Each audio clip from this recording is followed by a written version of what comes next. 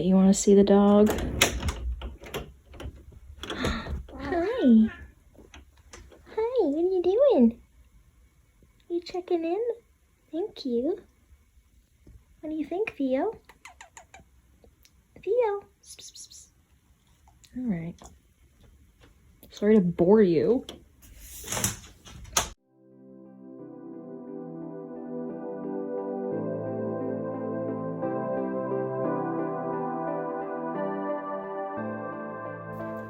Hey everyone, Kelly here. Today I'm going to do a little book haul video. So yeah, why not? I think I have maybe 10-ish books. We'll see, because I'm not a counter, clearly. Let's see. Oh, 11 books. Okay, close, not bad. So let's just dive right on in, because this video is going to be crazy long if we don't. First book that I bought was From Blood and Ash by Jennifer L. Armentrout. I'm not going to go into too much detail here because I just spoke about this book in my previous video, which I will link down below or in the video, however it's done. I will link it, okay? I love this book. 5 out of 5. I already had the ebook, but I wanted a actual physical copy, and I was too lazy to wait for my special edition hardcover set to come in because I am that girl. I'm obsessed with this. So yeah, I bought this one. Super fun. The next book I bought was one I've been looking at for a while, and I passed it in the store, and I'm always like, oh, is today the day that I pull the trigger and just buy it? And I didn't for the longest time. I finally did. That book is Malice by Gwynne. So, ooh, look at this cover. It's so nice. Even the brave will fall is the little tagline at the bottom there. And I've heard a lot about this book, but I was a little hesitant to buy it because, as you may or may not know already, I haven't read a lot of high fantasy or adult fantasy books. So this one's pretty big. How many pages? Oh Lord. 627. Okay, that's not too bad. That's not too bad. The font is pretty big. Okay, I don't feel as intimidated anymore. But let me just read you the synopsis, okay? The world is broken. Topical. Corbin wants nothing more than to be a warrior under King Brennan's rule, to protect and serve. But that day will come all too soon, and the price he pays will be in blood. Evnis has sacrificed, too much it seems, but what he wants, the power to rule, will soon be in his grasp, and nothing will stop him once he has started on his path. Veradis? Let me know if anyone knows. Veradis is the newest member of the warband for the High Prince Nathair. He is one of the most skilled swordsmen to come out of his homeland, yet he is always under the shadow of his older brother. Nathair has ideas, and a lot of plans. Many of them don't involve his father, the High King Aquilas? Let me know if I'm butchering this, honestly. Sorry, John. Nor does he agree with his father's idea to summon his fellow kings to council. The Banished Lands has a violent past.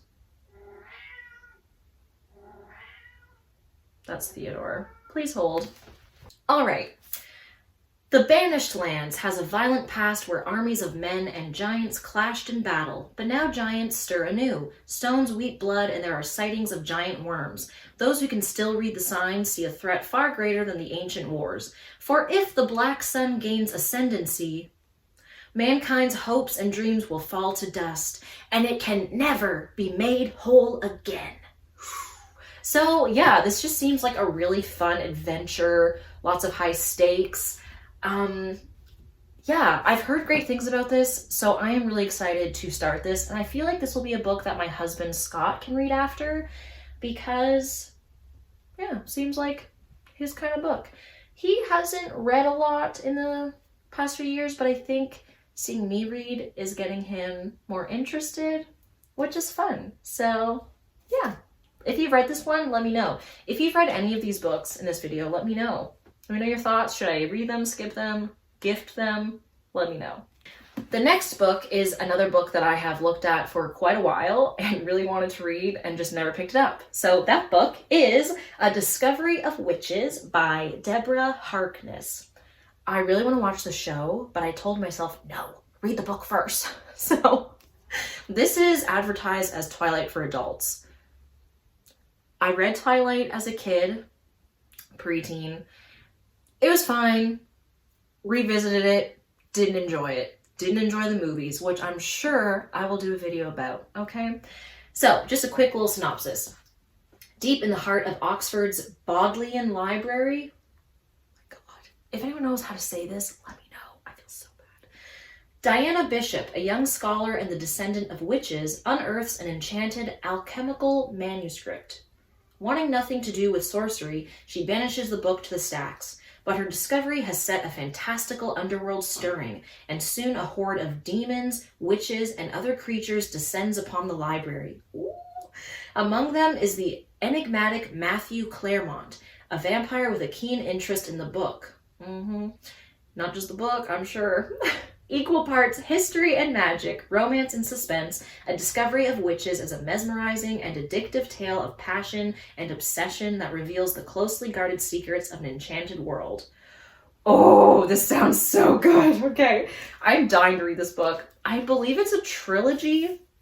Yeah, book 1 of the All Souls trilogy, it says on the bottom. Of course, Kelly, read your friggin' books. But I'm so excited to read this. Oh, let me know if you love it. I'm so excited.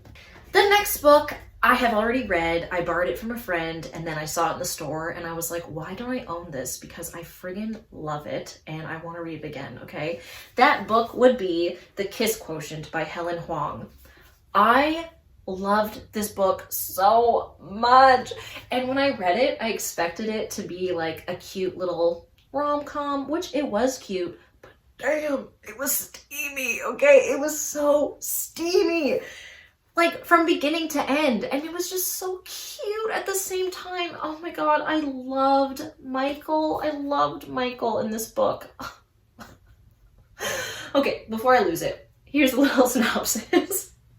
Stella Lane comes up with algorithms to predict customer purchases, a job that has given her more money than she knows what to do with, and way less experience in the dating department than the average 30-year-old. It doesn't help that Stella has Asperger's, or that French kissing reminds her of a shark getting its teeth cleaned by pilotfish. Understandable. Her conclusion, she needs lots of practice, with a professional, which is why she hires escort Michael Fawn. Oh my God. It doesn't say that there. That's just me. With the looks of a K-drama star and the martial arts moves to match, the Vietnamese-Swedish stunner can't afford to turn down Stella's offer. And when she comes up with a lesson plan, he proves willing to help her check off all the boxes, from foreplay to more than missionary position. Before long, Stella not only learns to appreciate his kisses, but to crave all of the other things he's making her feel. No-nonsense partnership starts making a strange kind of sense, and the pattern that emerges will convince Stella that love is the best kind of logic. Oh, this book was so good. If you love romance, if you are interested in reading diverse books, own voices books, I believe this is an own voice book. Yes, she is herself on the autism spectrum. I believe she says in her author's bio, in 2016, she was diagnosed with autism spectrum disorder in line with what was previously known as Asperger's syndrome. So yeah, I just found it really sweet and steamy. It was like the perfect blend. And I just love it. I would love, well, I kind of would love to see this as a movie, but I also don't, because I think there's just so much in this book that you can't really put on screen. And that would be the narrator's, Stella's inner thoughts, her feelings, because she is very, there's a lot of sensory descriptions in here, and I don't know if that would translate well on screen, but it's just so sweet. I really, really recommend this one.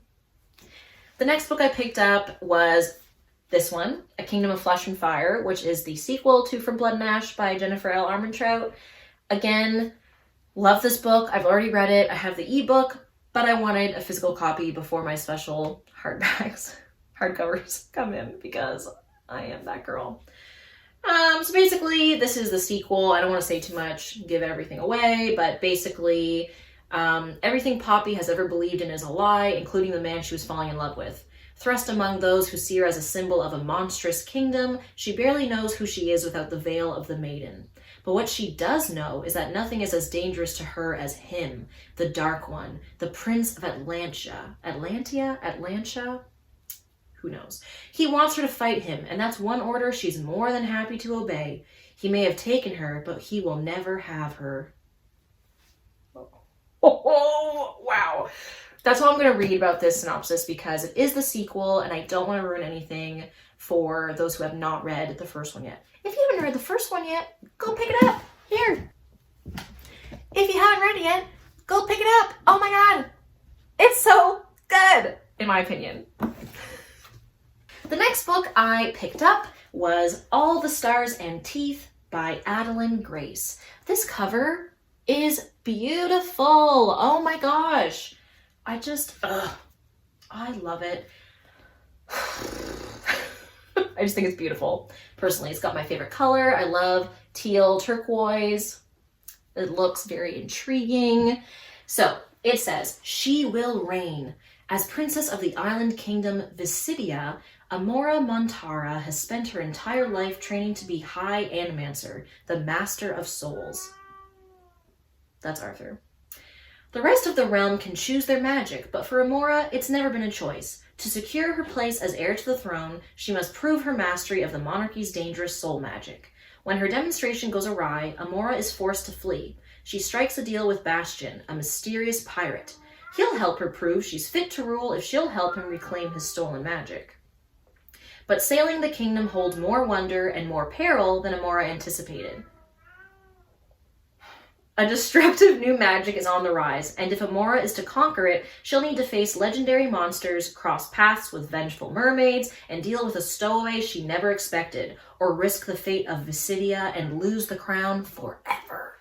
So this looks really fun, and I'm excited to read it because it looks beautiful, it sounds fun, seems like a nice, light, maybe, summer read.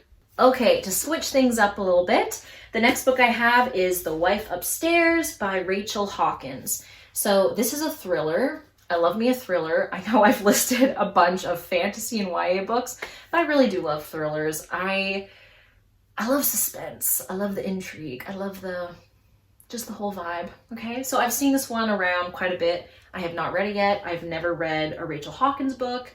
I don't want to read the whole synopsis. But basically it says, meet Jane. Newly arrived to Birmingham, Alabama, Jane is a broke dog walker in Thornfield Estates, a gated community full of McMansions, shiny SUVs, and bored housewives. The kind of place where no one will notice if Jane lifts the discarded tchotchkes and jewelry off the side tables of her well-heeled clients. Where no one will think to ask if Jane is even her real name. Meet Eddie. Recently widowed, he has become Thornfield Estate's most mysterious resident ever since his wife Bea drowned in a boating accident with her best friend, their bodies lost to the deep. Jane can't help but see an opportunity in Eddie. Not only is he rich, brooding, and handsome, but he could also offer her the kind of protection she craves. So basically this book sounds like a sort of retelling of Jane Eyre, that's what it says here, with delicious suspense, incisive wit, and a fresh feminist sensibility. The Wife Upstairs flips the script on Jane Eyre in a timeless tale of forbidden romance, ill-advised attraction, and a wife who just won't stay married. God damn! How dare she, right? So yeah, it sounds fun. I'm excited to read it. I've never read any of her books. It says she's a New York Times bestselling author. Take that for what you will. Yeah, excited. Holy crap, this video is getting long. All right, so the next book was that I bought was actually on my personal list for the most anticipated releases of the year, and this is Aiden Thomas's Lost in the Neverwoods. So again, beautiful cover. Oh my god. This is a reimagining of Peter Pan, and it focuses on Wendy. So basically what this is about is it says, when children go missing, people want answers. It's been 5 years since Wendy and her two brothers vanished into the woods near the small coastal town of Astoria, Oregon. Wendy returned with no memory of where she had been or what had happened to her. Her brothers did not. When the town's children start to disappear, the mystery around her brothers is brought back into the light, and the police are once again knocking on Wendy's door, she only has one door, for answers. Attempting to flee her past, Wendy almost runs over an unconscious boy lying in the middle of the road. Peter, a boy she thought lived only in her stories, asks for Wendy's help to rescue the missing kids. But in order to find them, Wendy must confront what's waiting for her in the woods. I personally love a good story about creepy things in the woods. I don't know what it is. I love trees. My dad's a forester. I don't want to be stuck in the woods, but I like reading about it. So I'm excited for this. If you've read this, let me know. I've never read any of their work, so I'm excited. I did not read, what is this, Cemetery Boys? I didn't read that one. Maybe I will after this. Who knows? But I'm excited to see what they are all about. So yeah. All right, the next book I bought at Walmart on a whim because I saw it was on sale. But I had been eyeing it for a while, and I'm not going to show the cover. I will put it superimposed here because the friggin' sticker does not want to come off nicely, and I don't have time for that right now as I try to take the sticker off. So anyways, that book is The Lost Apothecary by Sarah Penner. The cover is beautiful, as you can see. I think it's beautiful. And basically, this sounds kind of like a historical fiction thriller of sorts. I don't read a lot of historical fiction. I don't have anything against it. I think I like the concept of historical fiction, but I find personally, a lot of the times when I go to read it, it doesn't hold me. I just find it slower paced and like, right, Arthur? He agrees. Anyway, so this book says, in 18th century London, women whisper of a hidden apothecary shop and its mysterious owner, Nella, who sells well-disguised poisons to use against the oppressive men in their lives. Nella's dark world is no place for her newest patron, a precocious 12-year-old named Eliza Fanning, but their unexpected bond sparks a string of consequences that echoes through the centuries. 200 years later, aspiring historian Caroline Parswell is running from her own demons when she discovers a clue to London's long-unsolved apothecary murders. Caroline's upended present soon collides with an explosive history, binding her fate to Nella's and Eliza's in a stunning twist that transcends the barrier of time. No pressure, right? It sounded super fun. I think Goodreads said something about like, the women who go to the Lost Apothecary shop are looking for poisons to murder the men in their lives who are pissing them off.